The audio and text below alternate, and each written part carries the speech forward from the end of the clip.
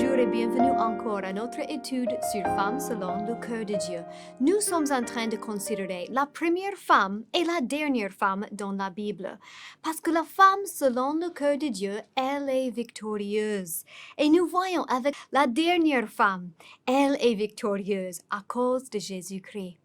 Mais d'abord, nous sommes toujours sur notre étude sur Ève. Elle était la première femme. Et cette première femme, elle avait le privilège d'entendre et connaître la voix du Créateur.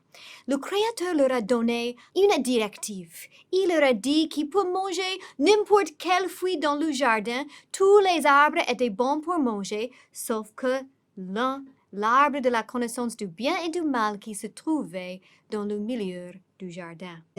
Et c'est là où Ève, en reconnaissant la voix de Dieu, elle a permis à ce que l'ennemi aussi apporte sa voix et parle. Et donc, nous allons reprendre notre étude avec Jean 10, parce que c'est important si nous allons apporter la victoire, si nous allons participer à l'Église victorieuse, nous devons connaître la voix de Dieu. Et en Jean 10, versets 27 à 28, nous lisons « Mes brebis entendent ma voix, je les connais et elles me suivent. Je leur donne la vie éternelle et elles ne périront jamais, et personne ne les ravira de ma main. » Ce verset est très important et cela nous montre que nous sommes en sécurité quand nous écoutons la voix de notre bon berger. Mais au verset 8, en fait, il y a une autre partie de cette relation qui est importante, car le berger allait rentrer dans un champ et il allait appeler ses brebis qui mangeaient des herbes, peut-être mélangées avec d'autres brebis des autres troupeaux. Et le berger, il rentre dans le champ et il appelle « Mes brebis, mes brebis !» Et les brebis qui lui appartiennent vont venir pour le suivre, pour aller dans leur clôture pour la nuit, en sécurité.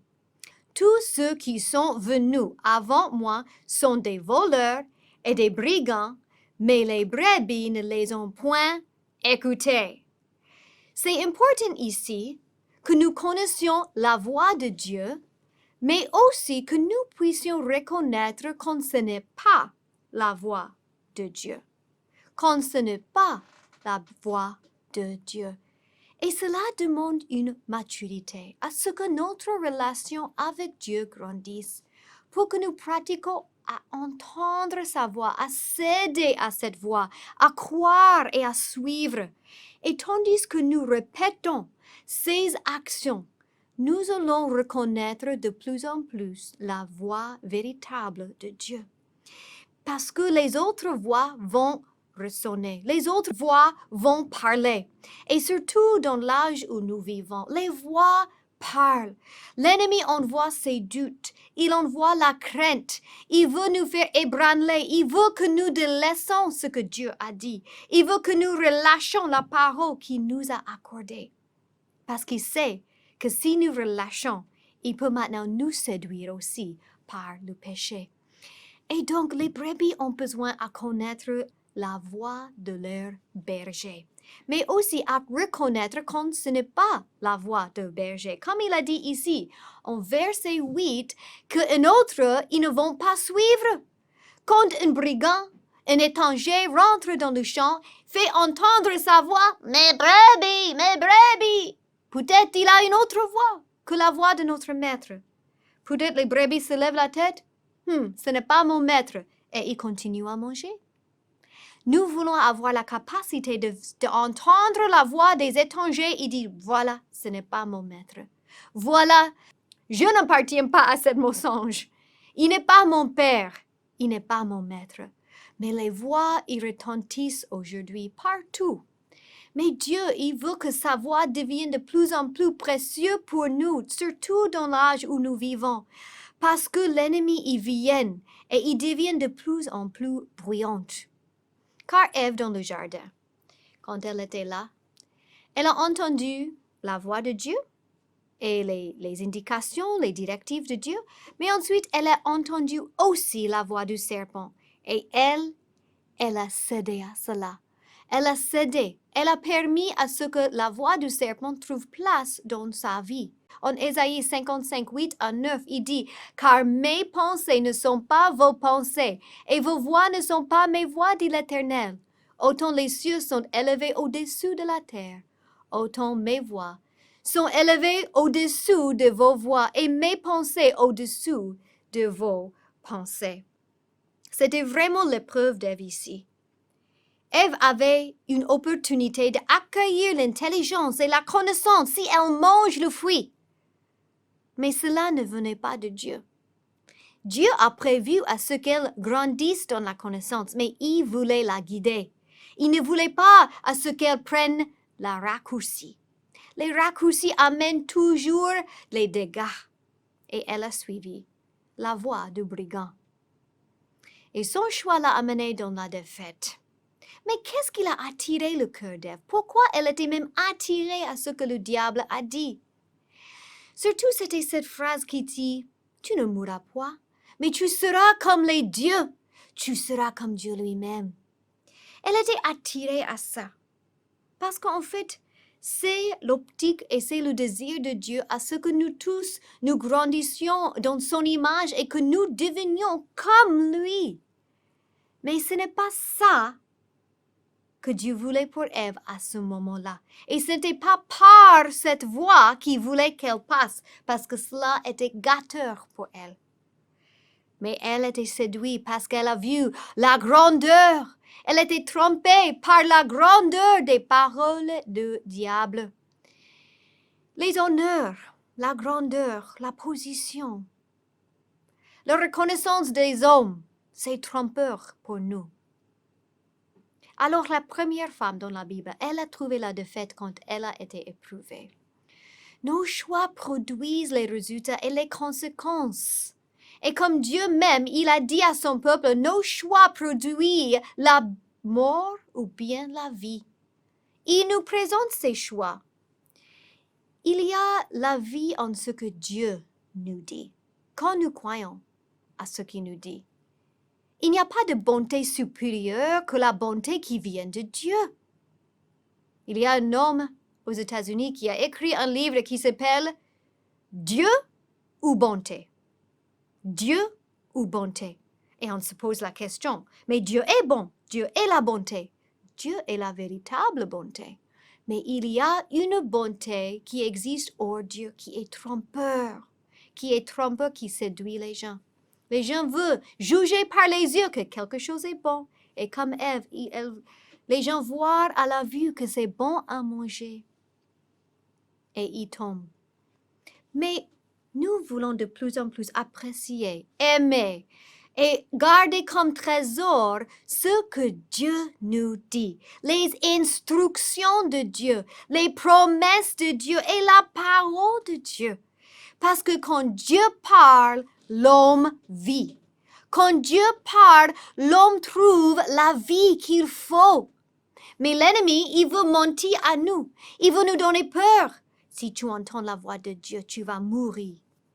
C'est ce que les enfants d'Israël ont cru dans le désert. Moïse, tu vas et tu vas parler avec Dieu. Et ce que Dieu te dit, nous allons obéir. Mais nous-mêmes, nous ne voulons pas entendre la voix de Dieu. Pourquoi ils ont dit ça? Parce qu'ils ont vu le tremblement de terre. Ils ont vu les tonnerres et les éclats. Ils voyaient que Dieu est puissant. Ils avaient peur. L'ennemi veut que nous craignions les voix de Dieu. Il vient pour s'aimer les mensonges. Oh, Dieu ne veut pas que tu sois content. Dieu veut que tu restes pauvre. Dieu veut que tu te maries avec quelqu'un que tu n'aimes pas. Toutes sortes de mensonges qui nous envoient, tandis que les voix de Dieu sont merveilleuses. Les choix de Dieu sont pour notre bien. Comme dans le jardin d'Éden, ce que Dieu voulait pour Ève a dépassé ce qu'elle a vu, a dépassé le bonbon de ce fruit. Il avait une nourriture supérieure réservée pour elle. Mais elle s'est coupée de cela parce qu'elle a pris une raccourci. Il y a deux mots pour la parole utilisés dans la Bible. Il y a le logos, et le logos veut dire la parole générale. La parole générale prêchée, enseignée à tout le monde. Cette parole est pour nous tous. Et il y a la vie. Quand nous méditons sur cette parole, quand nous gardons les commandements de Dieu, il y a la vie. Mais il y a un autre mot, rhéma. Et ce mot rhéma veut dire une parole spécifique, une parole personnelle, une parole qui est pour une personne particulière dans une situation particulière. La rhéma vient du cœur de Dieu pour un individu. Ces deux manières de recevoir la parole est important pour nous. Le logos, c'est comme les briques par lesquelles nous pouvons bâtir notre vie. Mais le rhéma, c'est comme les ailes par lesquelles nous pouvons voler par l'esprit. Et nous voulons avoir les deux. Nous voulons grandir et avoir les expériences avec Dieu en tant que femmes de Dieu, par laquelle nous obtenions la parole écrite de Dieu. Nous respectons ce qu'il a écrit, les lois de Dieu, les commandements de Dieu, les manières que Dieu choisit de nous communiquer, la parole écrite de Dieu. Prêcher dans l'Église, prêcher dans nos cœurs. Nous voulons respecter ça. Et c'est par cela et par le Saint-Esprit qui va aussi nous parler en rhéma, une parole vivante, vivifiée pour nous personnellement. Ces deux sont importants. Et là où Dieu parle, il y a la vie. Dieu le Créateur a su qu'Adam et Ève, ils allaient chuter. Avant même de les former, il a su que l'homme et la femme allaient chuter. Alors, il a planifié même avant la création du monde de nous envoyer son Fils Jésus. Et c'est par Jésus maintenant que nous voulons considérer la dernière femme, parce que Jésus est venu et il a pris notre péché. Il a amené notre péché à la croix pour que nous puissions vaincre le diable avec toutes ses tentations, pour que nous puissions avoir une oreille qui entende la voix unique de Dieu. Et là où Adam et Ève, ils ont échoué, et toute humanité a échoué, maintenant nous pouvons réussir. Pourquoi et comment? Well, la différence, c'est que Jésus est venu dans la chair, et il a été éprouvé aussi. Donc, dans notre première session, nous avons considéré que tout être humain doit être mis à l'épreuve. Nous serons éprouvés comme Adam et Ève. Et Christ lui-même, pour qu'il puisse nous apporter la victoire, lui-même, il fallait qu'il soit éprouvé. Alors, nous pouvons voir cela en Matthieu chapitre 4. La réponse à notre ennemi lorsque nous sommes éprouvés est très importante. En Matthieu 4, versets 1 à 4, nous voulons voir l'épreuve de Jésus et la raison pour laquelle nous pouvons être victorieux. Jésus fut emmené par l'Esprit dans le désert pour être tenté par le diable. Après avoir jeûné 40 jours et 40 nuits, il eut faim. Alors nous voyons ici que Jésus, il est même faible dans la chair. Il n'a pas mangé 40 jours et 40 nuits. Et qui l'a emmené dans le désert? Il dit l'Esprit de Dieu. L'Esprit l'a amené pour être tenté. C'était planifié, c'était permis par Dieu le Père à ce que Jésus soit mis à l'épreuve, sachant qu'il va vaincre l'ennemi pour que nous aussi, nous pouvons vaincre. Quel Dieu merveilleux! Alléluia! Toute chair doit être mise à l'épreuve. On continue, verset 3, le tentateur, s'étant approché, lui dit, « Si tu es fils de Dieu, ordonne que ces pierres deviennent des pains. » Il sème la doute d'abord en Jésus, de la même manière qu'il a sémé la doute en Ève. « Si tu es fils de Dieu. » Qu'est-ce qu'il a dit à Ève? Il a dit à Ève, « Dieu a-t-il réellement dit? » Ils viennent par la voie de doute. Ils viennent pour nous semer la doute contre ce que Dieu a déjà dit, contre ce que nous savons. Dieu, il nous accorde des promesses et sa parole ne périt pas. La Bible dit que la parole de Dieu demeure éternellement. Alléluia. Mais la chair fleurit et puis ça tombe. Regardons la suite. Qu'est-ce que Jésus a dit? Jésus répond, « Il est écrit, l'homme ne vivra pas de pain seulement, mais de toute parole qui sort de la bouche de Dieu. Alléluia. Quand il parle ici, il parle de cette réma, toute parole qui sort de la bouche de Dieu. Et donc ici, c'était la clé de sa victoire. Jésus a pu vaincre Satan parce qu'il a tenu ce que Dieu a dit. Là où Ève est tombée, Ève a permis à ce que la parole de Satan trouve place dans son cœur et elle a laissé la parole que Dieu a dit, de ne pas manger le fruit. Et elle mange le fruit. Ici, Jésus, il ne relâche pas. Il tient ferme sur ce que Dieu a dit. Jusqu'à 3 fois, l'ennemi tente Jésus. Jusqu'à 3 fois, Jésus supporte la tentation de l'ennemi et jusqu'à 3 fois, il amène une réponse merveilleuse.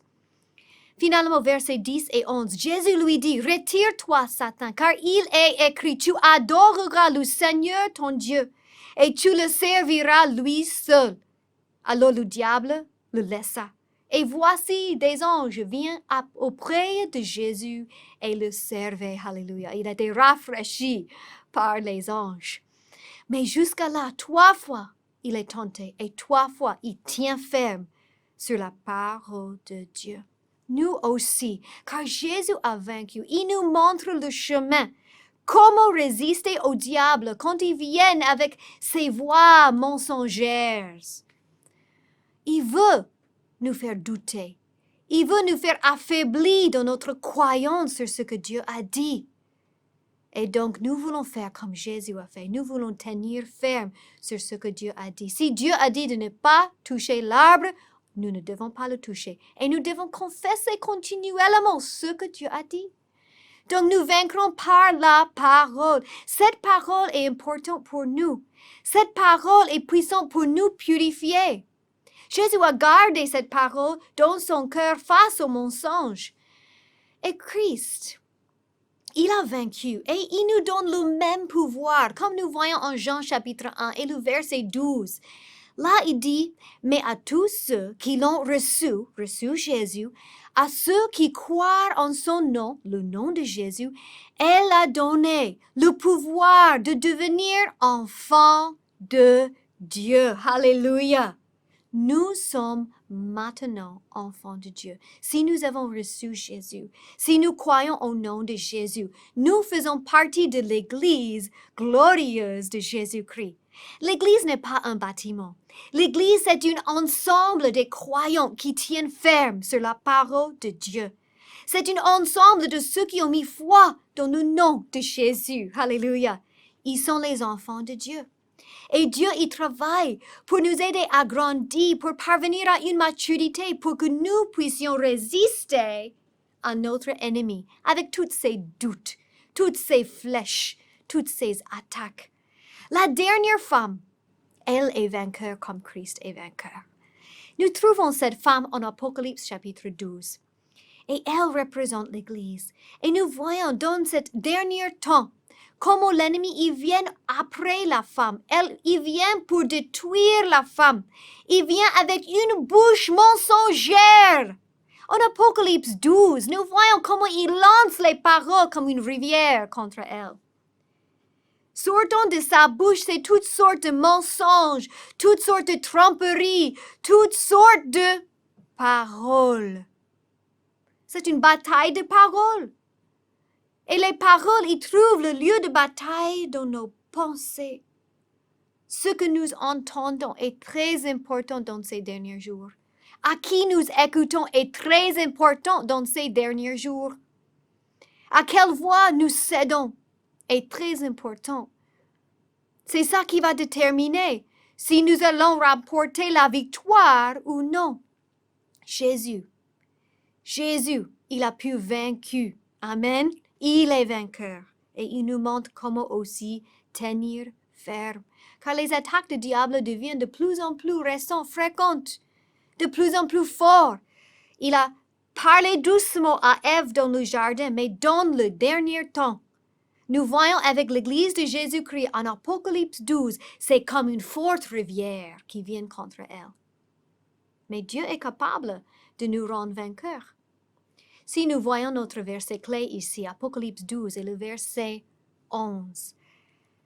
Nous voyons qu'elle n'abandonne pas ce que Dieu a dit.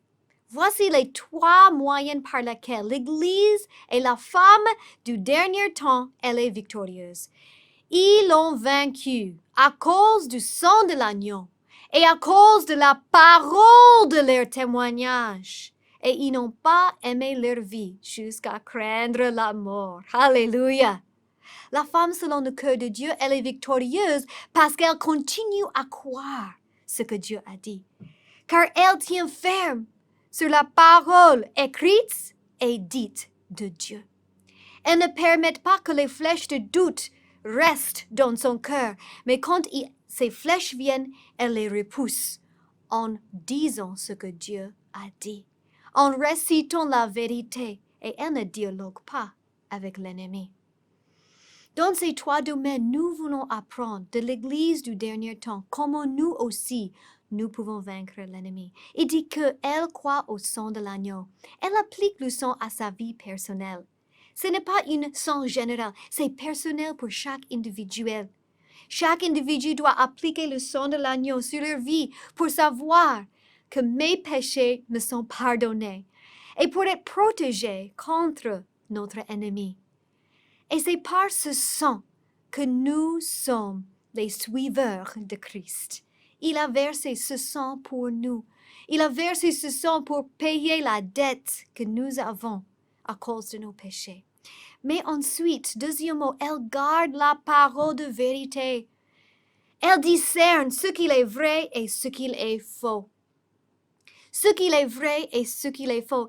Et nous avons vu la dernière fois les versets en 1 Jean, chapitre 2, et comment Dieu parle à des petits-enfants, les jeunes gens et les pères. Alors la femme, selon le cœur de Dieu, est une femme qui grandit. Elle grandit en discernement. Et elle devient plus forte et elle garde la parole de vérité. Ça veut dire que ce qui rentre dans les oreilles et ce qui sort de sa bouche, elle veille sur ces choses. Son témoignage de Dieu est bon. Qu'est-ce que nous disons de Dieu? Lorsque nous sommes en difficulté, lorsque les attaques de l'ennemi viennent, lorsque nous sommes fragiles, affaiblis, qu'est-ce que nous disons de Dieu? Est-ce que nous disons qu'il est fidèle et il va accomplir sa promesse? Est-ce que nous disons face à notre ennemi, face à la sémence de mensonges, que notre Dieu est vainqueur et nous allons en sortir avec lui? Qu'est-ce que nous disons au milieu du combat? Ou est-ce que nous permettons la doute de venir? Peut-être véritablement, c'est fini pour moi. Quelle est la conversion de notre bouche? La confession de notre bouche est importante au moment du combat. Pensez à Josué et Caleb. Quand Dieu voulait leur donner la victoire, il voulait leur donner la terre promise. Tous les 10 espions ont dit, oui, la terre est bonne, ils disent. Mais les géants, oh, c'est effrayant, nous ne pouvons pas prendre le territoire. Mais Joseph et Caleb étaient différents. Car ils ont entendu d'abord ce que Dieu voulait. Dieu voulait leur donner le territoire. Si Dieu le veut, ils ont dit, si nous sommes agréables à Dieu, il va nous donner ce territoire. Oui, les géants sont là, mais Dieu est plus grand que les géants. Alléluia. Nous voulons veiller sur la confession de notre bouche. Lorsque nous sommes tentés, lorsque nous trouvons dans le combat, c'est une clé pour nous parce que la parole nous purifie. Et Dieu, il veut nous présenter comme sans tache ni ride. En Ephésiens 5, 25 à 27, il parle du mariage. Et comme le mariage est une réflexion, un reflet de Christ et son Église, de Christ et la dernière femme. Et Dieu, il nous donne la parole pour nous sanctifier, comme il dit, afin de sanctifier sa femme par la parole, après l'avoir purifiée par le baptême d'eau, afin de faire paraître devant lui cette Église glorieuse, sans tache, ni ride, ni rien de semblable, mais sainte et irrépréhensible. Alléluia. Est-ce que vous croyez que là où Ève est tombée, vous pouvez être vainqueur?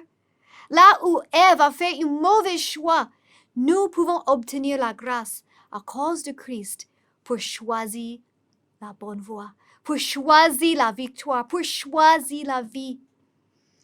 Troisième clé, c'est qu'elles ne craignent pas la mort. Parce que la mort, c'est la séparation d'avec Dieu. Cela arrive seulement quand nous désobéissons à Dieu. Mais pour nous les croyants, la mort physique, c'est simplement la séparation de ce corps. Parce que être séparé du corps, c'est être présent avec Dieu.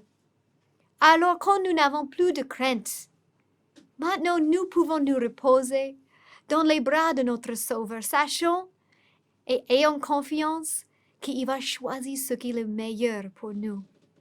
La première femme et la dernière femme, elles sont complètement différentes. La première femme a été faible, comme une petite enfant, innocente. Elle n'avait pas la maturité de discerner qui est son ennemi. Elle a permis à ce que son oreille entendre et la voix de Dieu et la voix de l'ennemi. Mais la dernière femme, alléluia, la dernière femme, elle est différente parce qu'elle marche avec Jésus. Elle connaît la voix de Christ et elle ne reconnaît pas la voix de son ennemi parce qu'elle parvient à une maturité. Elle est habituée à sa voix. Elle mange la parole de Dieu.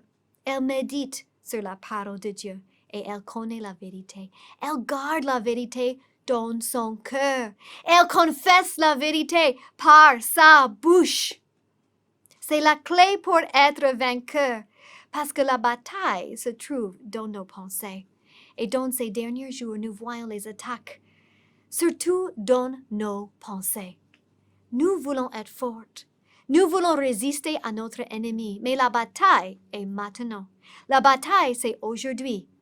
Permettons à ce que l'ennemi dialogue avec nous.